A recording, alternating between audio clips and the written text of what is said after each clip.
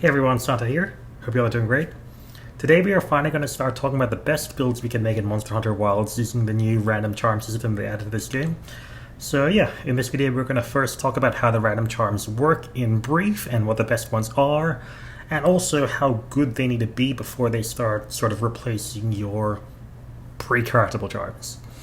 Then we're going to talk about which builds are going to be useful against the really hard 9-star monsters that get you the charms, and from that we're going to try and figure out what the best ultimate builds are going to be that actually use those charms. So yeah, first of all, very quick summary on how the new random charms work. I did a full in-depth video previously. Basically, you can get a rarity from rarity 5 to rarity 8. Rarity 8 charms will always have one weapon decoration slot, which is going to be very, very strong, so that's usually what you're going to want to get. Then you can get up to a 3-slot armor skill, so something like Agitator or Latent Power in this case, or Weakness Exploit. And you can also get up to 3 points of weapon skills. So this one, for example, has Flutter Attack 2 and Critical Eye 1. You can also get, say, Protective Polish 3 or something else. However, you cannot get Critical Boost 3 via the system. It's just the way it works. Basically, though, the important thing to remember is that the most impactful part of our charms are going to be the weapon skills. The weapon skills are generally way more impactful for damage than the armor skills are. So, for example, if we have, say, 60% affinity, which is pretty low, and we go from crit boost 3 to crit boost 4, we're gaining around 1.5% damage, which is a lot, and usually our affinity is going to be way higher. To get this much damage via gaining affinity, for example, like you might get for Weakness Exploit, you'll need to get around 5% more affinity, which is actually pretty hard to get on an armor skill consistently. So yeah, in practice, getting crit boost or another weapon decoration is going to be more impactful than getting an armor decoration. Okay? And yeah, there are really good options for that. So for example, Attack Boost 5 is very, very strong now that we can consistently get it. Getting Attack Boost 5 is something around like plus 17 attack permanently, which is very, very good. Mind's Eye 3 as well is usually one of the best skills of the game in many matchups. It can give you up to 30% extra damage when you attack parts that have a hit zone value of less than 45. So bottom line, very, very strong. And then you can get us some other more unique skills like Critical Eye or a Sharpness boosting skill or something specifically for your weapon like Power Prolonger or whatever else. Basically, though, what this means is that we want a charm that can usually get us to Attack Boost 5 or Mind's Eye 3, and that can either be an Attack Boost skill on our charm natively, or we can get some other charm that lets us get Attack Boost 5 that way. So, for example, if I have this charm which gives me Attack Boost 2, that is very good. That can get me up to Attack Boost 5 for a simple 3-slot weapon slot to get Attack Boost 3, or I can use something like, for example, this one, which gives me more Sharpness, so I don't need to use more Sharpness on my decorations, and so I can get Attack Boost 5 that way. So stuff like this becomes very, very strong with respect to actually getting a really good charm option. The other thing on our charms are going to be armor skills, and in general, we can always use more 3-slot armor skills no matter what. There are usually some really good options, and we can never max out all of them. So some good options include things like Agitator or Weakness Exploit or Adrenaline Rush. Burst is a nice sort of 1-slot wonder, I call it. So if you don't have Burst, you should get Burst. And if you have Burst on your charm, you can trade your decoration and your armor for another point of Agitator or Weakness Exploit or the like. So yeah, so this one, for example, that I have has Adrenaline Rush, which is something that I like to have 1 slot of, so there's a nice option. This one has, for example, Burst. Shaman has Blast Attack, but basically this just means that you really want to get a good 3-slot on your charm, and that way you can get more of a good skill. It is worth noting that there are some unique skills you can get that you can't charm in, like Flare or Convert Element. And in the past, I've talked about how Flare and Convert Element can be very strong 1-slot wonders. We just couldn't get them as decorations before. However, what's a bit unfortunate is that now that they've made it more accessible, they've also sort of indirectly nerfed these skills in a weird way. Basically, how both Flare and Convert Element work, and I've talked about this in previous videos, is treated as statuses, in that a monster has like a resistance and it builds up as you keep inflicting the status. And 9-star monsters have absolutely insane status resistance, and the resistance that it builds up over time is incredibly strong. So you're not going to get more than like 2 or 3 Flare procs, and so you aren't actually going to get that much damage from these skills. So like they're nice, and they're worth sort of counting as a decent 3-slot, but they aren't worth like absolutely focusing on and usually something like Agitator or Weakness Exploit is going to be more stronger than a point of Flayer or Converter Element. So yeah, I don't think anyone was wondering about Flayer and Converter Element, but it's just pretty interesting that it would have been very strong in previous patches if we didn't have to fight 9-star monsters. But when we are fighting 9-star monsters, now that we have them, they're much weaker. So yeah, a bit unfortunate. Oh, I also just want to make a quick note about sharpness here. Some of the weird things that have emerged in this patch is that sharpness is not really that important anymore. This may sound weird, but bear with me. Okay, so basically, if you go from blue sharpness to white sharpness, you gain around 10% damage, which is definitely a lot. However, if you go from attack boost 2 to attack boost 5, that gets you 5% damage. And so basically what this means is that if you have a build that has attack boost 2 and can get up to attack boost 5, but you pick like a sharpness boosting skill instead, the sharpness boosting skill is only useful if we spend less than half our time in blue. Basically, let's say you have a weapon that has 50 sharpness, and you're spending 50 hits in white and 50 hits in blue. Then on average, your sharpness multiplier is going to be like a plus 5% versus being only in blue. And that means it's worth just as much as getting attack boost up to 5. So in practice, a lot of the time, you don't really need a sharpness decoration or sharpness boosting skill if you aren't going to go like really, really long without sharpening. This is mostly relevant for stuff like the Lagiacrus weapons, which start off having pretty high sharpness. Some you have 70 or 80 sharpness when you first get them. And so if the decision is between like getting a sharpness boosting skill or getting attack boost 5 is going to be better unless you're going to be going like 140, 150 hits before you sharpen, which is very, very hard. So yeah, it may seem weird that we aren't that we're allowing ourselves to get to blue sharpness, but just because we can now access attack boost 5 more easily in these weapons, while not ignoring things like critical boost, means that sharpness is no longer going to be as strong, which is a pretty weird emergent thing. So yeah. All that being said, basically, the best charms in a nutshell, we want to get a rarity 8 charm, and that way we can get a free 1 slot to put in critical boost.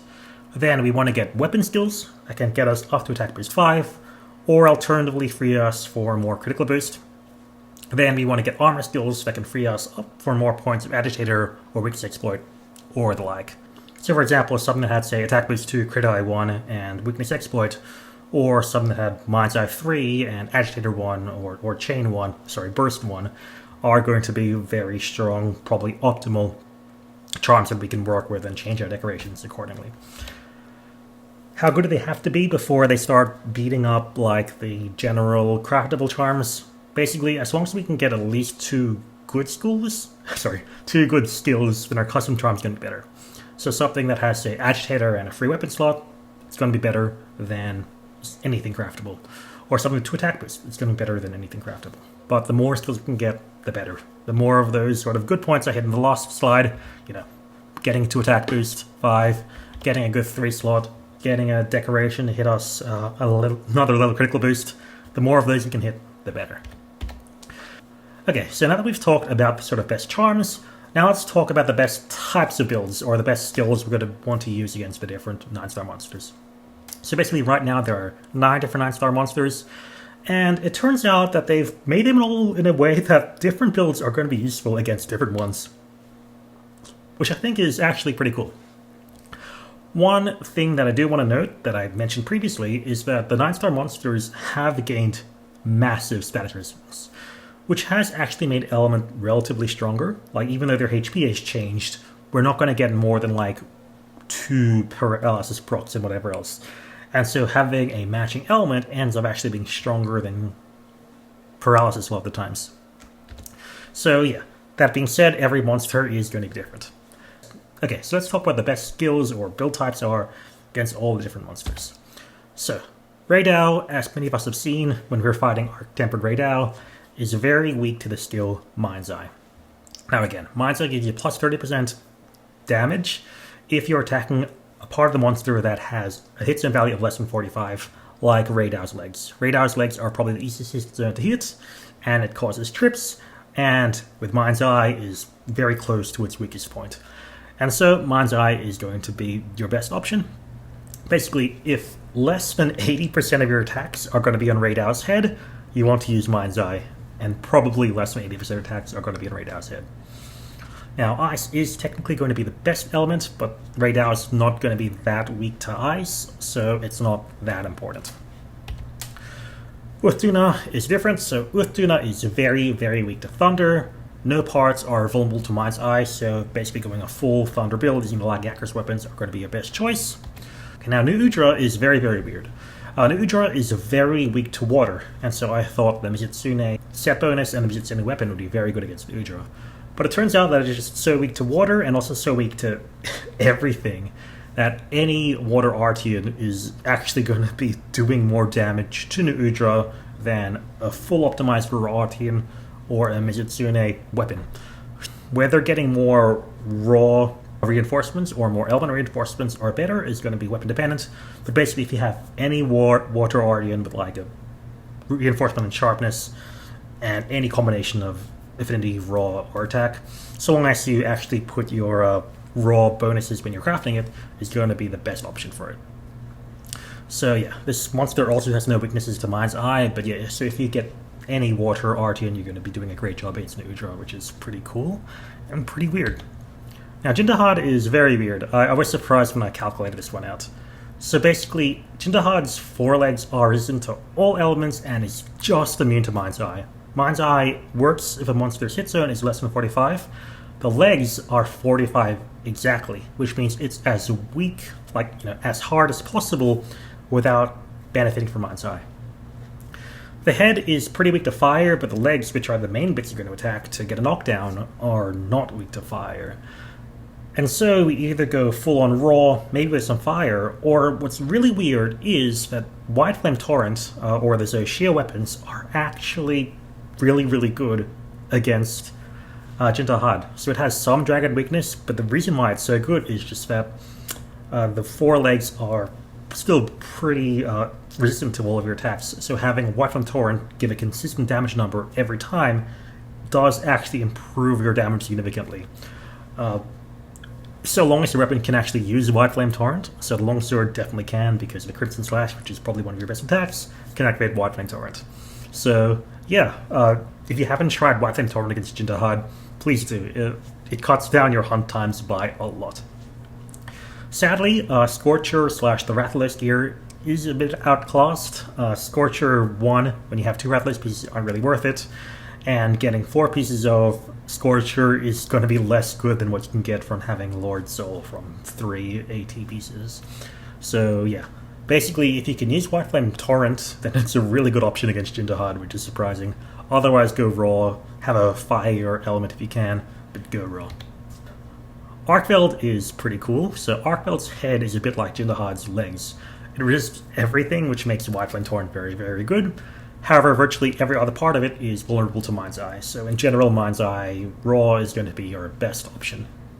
If less than 80% of your attacks are to the head, just use a raw focus Mind's Eye. If you're really good at attacking the head, which you might be because the head is actually pretty accessible in Arkveld, then Whiteflame Torrent is a surprisingly good option again. So yeah, that's Arkveld.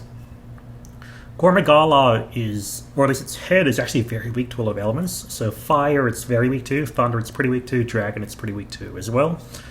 Thunder weapons are the best weapons because you can use the Lagiacrus weapons. So if you are going to focus on the head a lot, use a thunder weapon like a Lagiacrus weapon. However, its forelegs is very weak to Mind's Eye. So once more, if you are always attacking the head, which you might because it's a pretty good weak point, then go thunder. Otherwise, go with a raw-focused Mind's Eye, fire if you can, but again, it's not necessary. So either go Thunder if you're really good at attacking the head, or go Mind's Eye if you don't, like most people will be. Now, Mizutsune is very, very weak to Thunder, so you're always going to want to use a Thunder weapon. The question is just Mind's Eye or no Mind's Eye. The head is the weakest point, and it's very weak, so you don't need Mind's Eye if you're going to hit the head more than 75% of the time. If you're hitting the head less than 75% of the time, then go Mind's Eye, but still with a Thunder weapon. The head is pretty accessible on Mizutsune as well, but you can attack the other parts to get wounds and whatever else. So in general, I'd probably recommend Mind's Eye on this set, but if you're very good at attacking the head, again, you don't need Mind's Eye. Now, Seregios is a pretty interesting choice, actually. I'm not so sure whether I want to suggest Mind's Eye or not in this case. So Mind's Eye, like Mizutsune, Seregios, like Mizutsune, is very weak to Thunder. Also, the legs, which are the easiest to reach and the weakest point, are immune to Mind's Eye. So, first thought, don't bother with Mind's Eye. However, Mind's Eye does turn the tail into the weakest point, so it could be worth it if you can hit the tail. The tail, if you break the tail as well, you also weaken all of its attacks, which can be very good against Seregios if you struggle with it, like me. So, yeah, if you're good attacking the tail and you can hit the tail more than 20% of the time, then Thunder Mind's Eye is better than Thunder without Mind's Eye. So, if you can hit the tail, then go for Mind's Eye. If you can't hit the tail, then don't bother with Mind's Eye. So yeah, it's sort of the opposite of the previous ones, where if you can focus on a particular part, then you want to use Mind's Eye, which is pretty weird. Now, I think the last one is going to be Lagiacrus. So Lagiacrus, the chest is currently the weakest point, but Mind's Eye makes the hind legs a pretty good part to attack. So bottom line, I'd recommend Mind's Eye in general, so long as you don't hit the chest more than 80% of the time, which I think is pretty hard. Pretty difficult. Anyway, when he's a raw weapon, I don't have to set here, but fire is the best element against Lagiacrus. Okay, so quick summary. Of the 9-star monsters, you want to use Mind's Eye against Rey Dau, Gore Magala, Arkveld, Lagiacrus, Mizutsune, and maybe Seregios. So that is like 5.5 out of the 9 monsters. You want to use the Thunder weapon, the Lagiacrus weapon, against Uth Duna, Mizutsune, Seregios, and maybe Gore Magala, but probably not. So 3.5 monsters. For other important things, so Udra wants any water Artian. It's just that weak to water. Whiteflame is a pretty good option against Jin Dahaad, and again, for any non-thunder weak monster, try to match element if you can, but it's not super necessary. So that being said, let's finally talk about the best builds in Monster Hunter Wilds as of this recent patch. So, as many of you know already, I basically used a Python script to figure out my builds. I put in the conditions for all the skills, and then I let it iterate through every combination of weapons, armors, and now it iterates through every combination of random charms. I put in all of the combinations of skills you can get on each of the charms, and spat out the best builds. The constraints for the skills are shown. I've changed some things. So basically, if a build uses Mind's Eye, I've assumed that you're hitting a weak point for the purpose of its exploit only 20% of the time. If this is a Mind's Eye build, you aren't hitting any of the wounds that way. But otherwise, specific things are going to be the same. I don't think I've said it before, but I'm assuming Azure Bolt is going to be active 30% of the time, which is the Lagiacrus set bonus, which is pretty low. But even despite this, the Lagiacrus set bonus is going to be just very, very strong because it has such good skills and slots on it. So let's finally talk about the builds, and we'll start off with the general use raw build. So this is going to be a nice template that sort of shows us what the other builds are going to be like.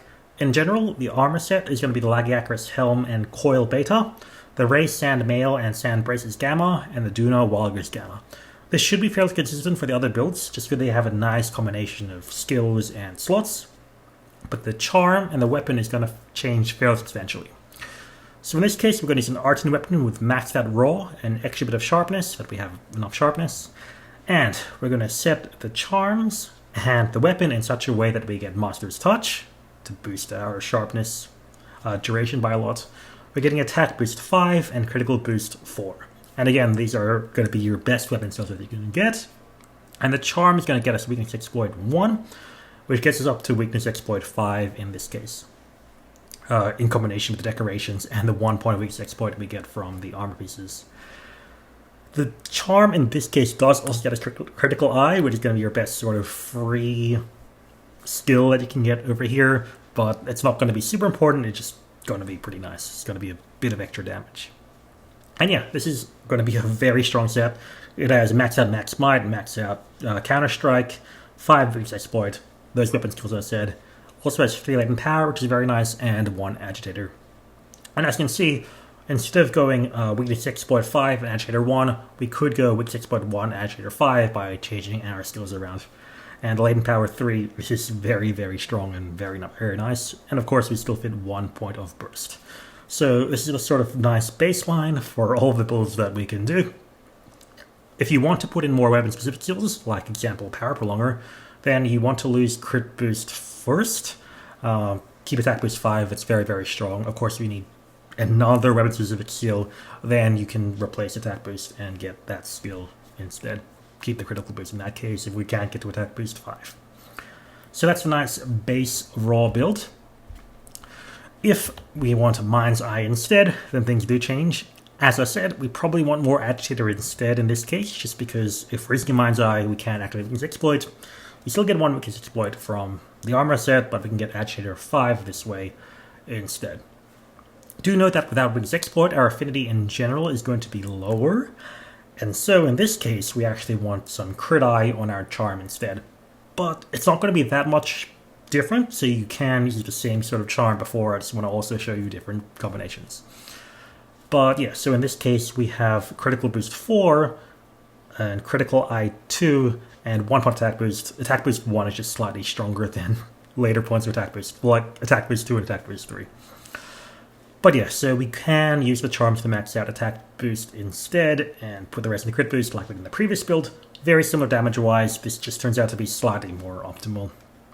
But all of these are very fine differences. The point is to just either max out attack boost if we can, or max out crit boost and get more critical eye, which in this case is just slightly stronger because we don't have weakness exploit. Now let's talk about the Thunder builds. So the base Thunder build is on screen right now, and again, because Lagiacrus weapons natively have very high sharpness, getting more sharpness decorations is going to be less useful. So for the longsword, you start with 70 sharpness on white, and so for a sharpness to be worth it, we need to go more than 140 hits without sharpening, which is very rare. So yeah, basically, in this case, we can avoid our sharpness slot and max out attack boost, max out crit boost, which is very, very strong. Of course, if you want to use something else like Power Prolonger, then you can lose points of critical boost this way. But yeah, it's a very strong build. In this case, useful against all of those monsters that were Thunder weak, like Uth Duna. Now, if you want Mind's Eye on your Thunder build, if you're fighting something like, again, Mizutsune or Lagiacrus, then in this case, you want Mind's Eye, and therefore we're going to lose points of critical boost. We also can't get the exploit, we can get Agitator instead, so this is sort of your pre-build for that option. Otherwise, it's going to be sort of a combination of the Mind's Eye Raw build and the Thunder build before. Oh yeah, do keep in mind that both in this build and the previous build, we had a whole bunch of 1 slots for the Thunder builds. You want to max out your Thunder resistance, which you can with Thunder resistance decorations. So there's that. You'll still have like 4 free 1 slots if you have an Ultimate Charm, which is a lot. I would go 1 for recovery speed, very strong, and the rest is speed eating. But you can play that however you wish to play that. You could go defense with 7 if you want. That's a pretty decent option, actually. Now, this is the final, I think, out of left field option, and that is Whiteflame Torrent. So again, this is very strong if a monster is just resistant to everything. If all of its hit zones are like 45 or 50, like Jin Dahaad, and if your weapon can use Whiteflame Torrent, like for the longsword. And this sort of shows a different weapon skill combination as well. So in this case, we max out crit boost and crit eye. We don't go attack boost because we need Master's Touch. We use Agitator, I think, because we need a bit of extra attack, which Agitator gives. It gives like a nice flat attack bonus.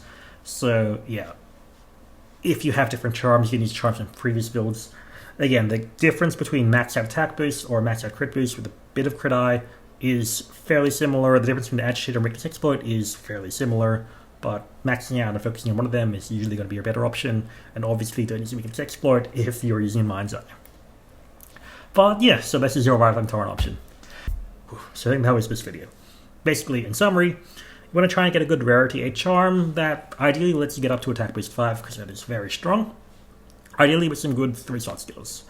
With about 2-3 skills, you're going to beat out most of the craftable charms in the game, so go for that if you can, or once you have that, then you can start changing your builds up.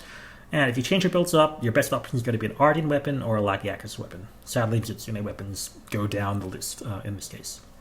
You want to use Artian or Lagiacrus with or without Mind's Eye, depending on the monster, but these are going to be very, very strong weapons against all of the 9-star monsters.